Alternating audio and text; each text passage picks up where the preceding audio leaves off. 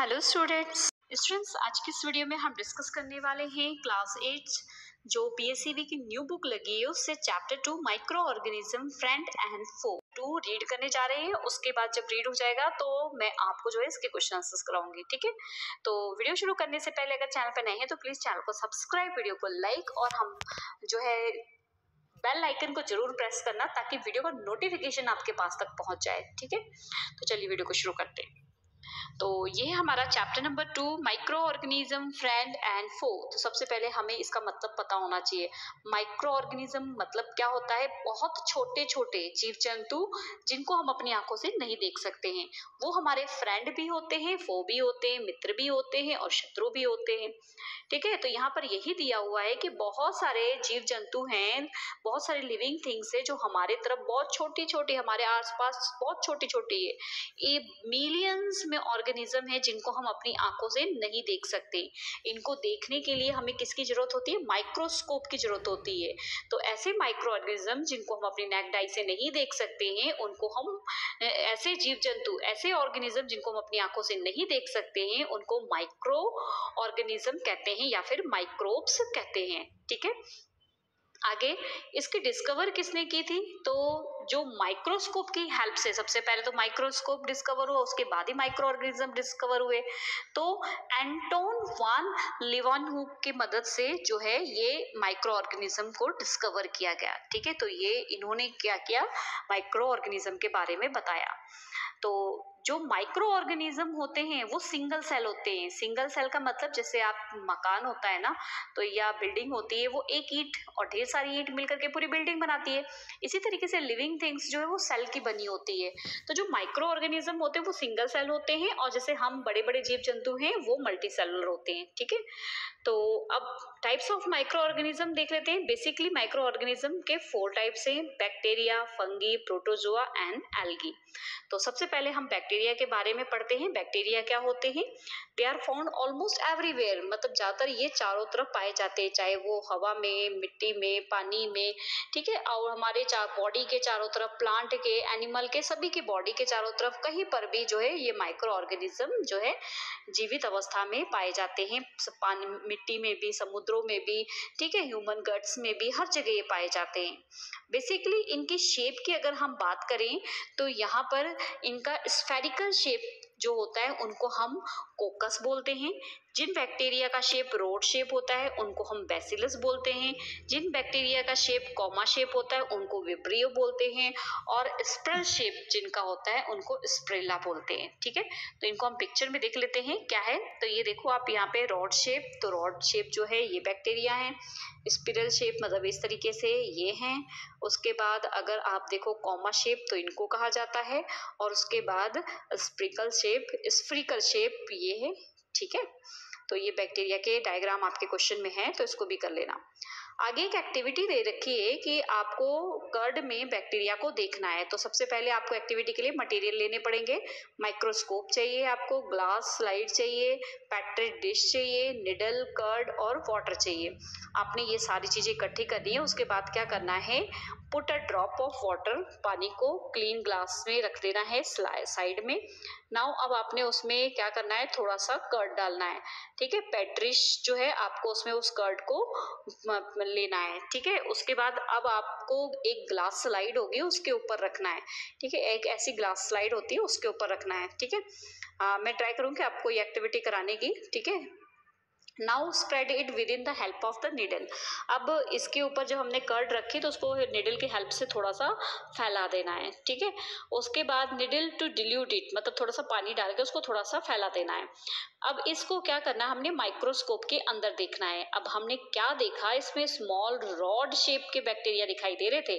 तो वो जो स्मॉल रॉड शेप के बैक्टीरिया दिखाई दे रहे थे उनका नाम क्या है? उनका नाम है लैक्टोबैसिलस। तो आपसे क्वेश्चन पूछ सकते हैं कि कर्ड में कौन सा बैक्टीरिया पाया जाता है, तो आपको पता होना चाहिए कौन सा? लैक्टोबैसिलस। तो यहाँ पे आप पिक्चर देख रहे हो कि कुछ इस तरीके से लैक्टोबैसिलस जो है वो दिखाई देता है कर्ड में। थिंक एंड आंसर क्वेश्चंस देखो। वैसे मैं इसको आपको अलग से करवा दूंगी लेकिन फिर भी हम देख लेते हैं। What is the shape of bacteria seen in the curds? किस शेप के बैक्टीरिया कर्ड में? अभी हमने बात की रॉड शेप की, ठीक है। और जो बैक्टीरिया कर्ड में पाया जाता है, जो मिल्क को कर्ड में चेंज कर देता है, उस बैक्टीरिया का नाम क्या है? तो अभी हमने पढ़ा लैक्टोबैसिलस, ठीक है। अगला टॉपिक है हमारा फंगी। फंगी क्या होता है? ये प्लांट लाइक होते हैं, जैसे प्लांट होते हैं ना इस तरीके से, लेकिन ये प्लांट की तरह इनके अंदर क्लोरोफिल नहीं होता है। क्लोरोफिल जो होता है वो उसकी मदद से प्लांट अपना फूड बनाते हैं, लेकिन फंगस में क्लोरोफिल नहीं होता है।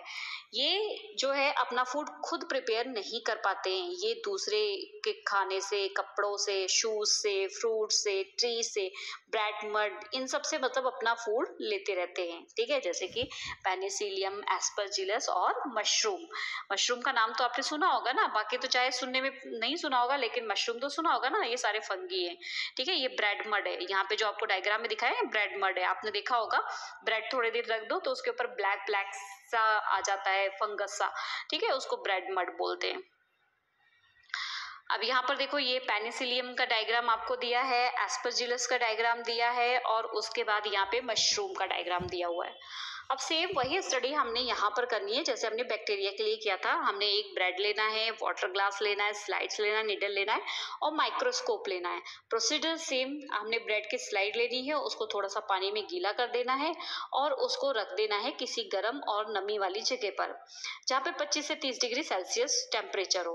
उसको डेली वॉच करना है। आप थोड़े दिनों बाद देखोगे उसके ऊपर कॉटन के जैसे कुछ आउटग्रो हो गया है। नाउ अब उसमें से थोड़ा सा पिंच, मतलब एक चुटकी उसमें से लेना है जो आउटग्रो हुआ है। देखो इस तरीके से ये वो दिखाई देगा, ठीक है। और उसके बाद उसको हमने क्या करना है, उसको हमने जो है उसमें थोड़ा सा पानी लगाना है और उसको निडल की हेल्प से वॉच ग्लास पे रख देना है। उसके बाद ऑब्जर्व करना है हमने स्टिक से अच्छे से अलग करके, उसके बाद हमने ऑब्जर्व करना है उसके आउटलाइन ग्रोथ को। तो जब हमने उसको माइक्रोस्कोप में देखा तो यहाँ पर आप देखो ये कुछ इस तरीके का स्ट्रक्चर दिखाई दे रहा था।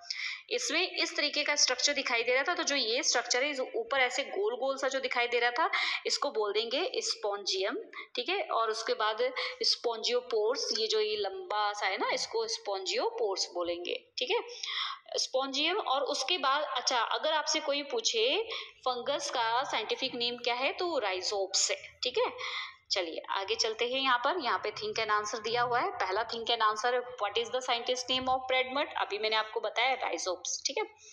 इन सीजन मोस्ट, सबसे ज्यादा किस सीजन में होते हैं ये फंगस? तो रेनी सीजन में, जब बारिश होती है ना तब ये ज्यादा दिखाई देते हैं ना, ठीक है।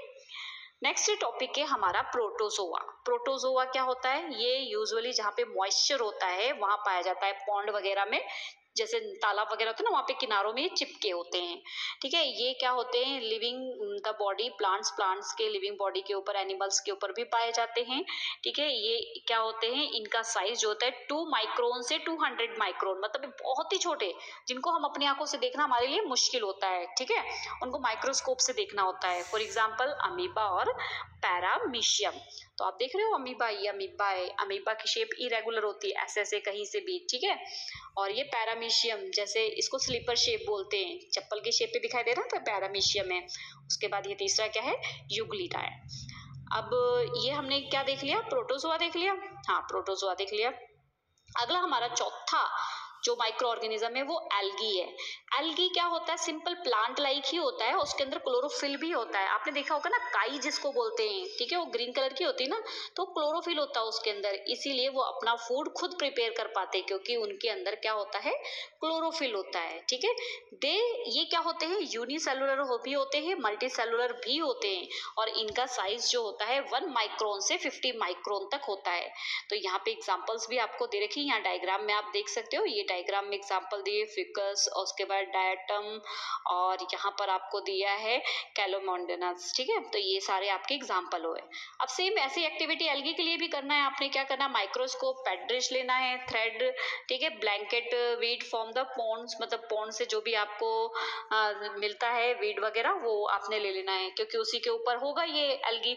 और कुछ ड्रॉप आपने पानी की डालनी है साफ, और उसके बाद इसको सिल्क लाइक थ्रेड या ब्लैंकेट, वीड, जिसका भी आपने लिया हुआ है उसको आपने नीडल की मदद से माइक्रोस्कोप में देखना है। अब माइक्रोस्कोप में आप देखोगे तो आपको कुछ इस तरीके से स्ट्रक्चर दिखाई देगा। यहाँ पे ये पिक्चर दिखाई दे रही है ना, कुछ इस तरीके से स्ट्रक्चर दिखाई देगा। तो इसको हम बोलेंगे स्पाइरोगायरा। ठीक है, इसको क्या बोलते हैं? स्पाइरोगायरा।